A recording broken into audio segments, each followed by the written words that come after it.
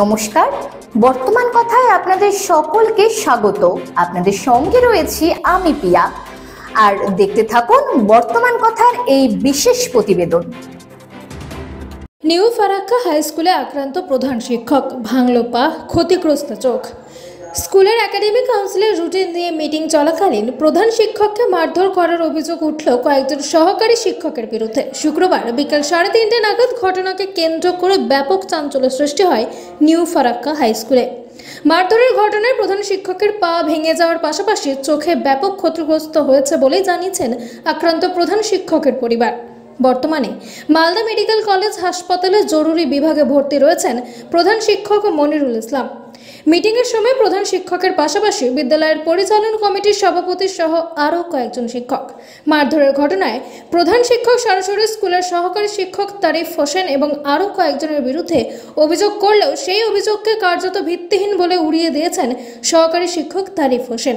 তারিফ হোসেনের দাবি, প্রধান শিক্ষকের বিরুদ্ধেই অনেক অভিযোগ রয়েছে, সেগুলো ধামাচাপা দিতেই আমাদের বিরুদ্ধে পাল্টা এ ধরনের মিথ্যে অভিযোগ করেছেন। অন্যদিকে নিউ ফারাক্কা স্কুলের গণ্ডগোলের ঘটনার সত্যতা স্বীকার করেছেন স্কুলের ম্যানেজিং কমিটির সভাপতি অরুণময় দাস।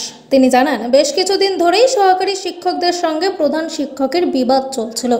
বহুবার চেষ্টা করেছি সমাধান করার, উভয় পক্ষই সমান দায়ী। এদিকে বিষয়টি নিয়ে এখনো পর্যন্ত কোনো রকম লিখিত অভিযোগ দায়ের করা হয়নি বলেই জানিয়েছেন ফারাক্কা থানার আইসি। যদিও আক্রান্ত প্রধান শিক্ষকের স্ত্রী জানিয়েছেন, আক্রান্ত হওয়ার পর চিকিৎসার জন্য ব্যতিব্যস্ত ছিলাম। আজ শনিবারই অভিযুক্তদের বিরুদ্ধে থানায় অভিযোগ দায়ের করা হবে।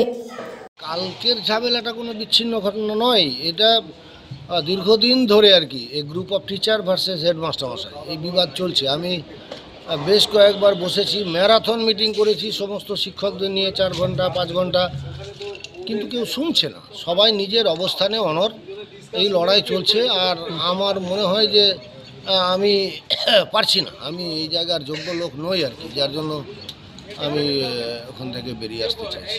কাল কি হয়েছিল?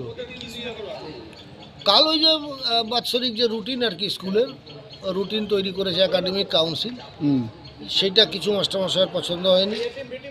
হেডমাস্টার এখন সেই রুটিন নিয়ে বিতর্ক, আমাকে ডাকলো, আমি গেলাম। তারপরে রুটিন সাধারণত তৈরি করে হেডমাস্টার মশাইকে দিয়ে অ্যাপ্রুভ করাতে হয়।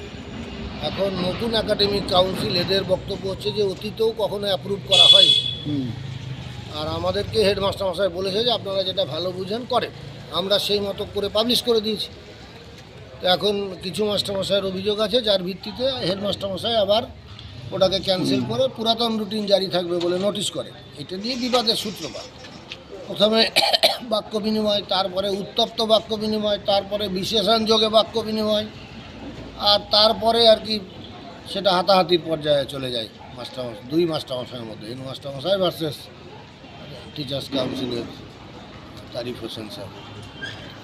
আমার উপস্থিতিতে আমার নিষেধ কেউ মানছে না। আমার মনে হয় যে এই জন্যই আমার ওখানে থাকা উচিত নয়। আমার সামনেই তো হয়েছে, আমি তো দেখেছি, অস্বীকার করার তো কিছু। উভয় পক্ষের মারামারি হয়েছে, কিন্তু আঘাতপ্রাপ্ত হয়েছেন হেডমাস্টার মশাই বসে। এখন এটা আমি বিধায়ককে জানালাম, আমি আমার পদত্যাগপত্র বিধায়ক সাহেবের কাছে দিয়ে এসেছি। আর বিধায়ক সাহেব হেডমাস্টার মশাইয়ের সঙ্গে কথা বলেছেন, উনিও বসবেন আর কি, বসে যেটা হওয়া উচিত স্কুলের সম্মান বজায় রেখে সেটা বিধায়ক সাহেব করবেন।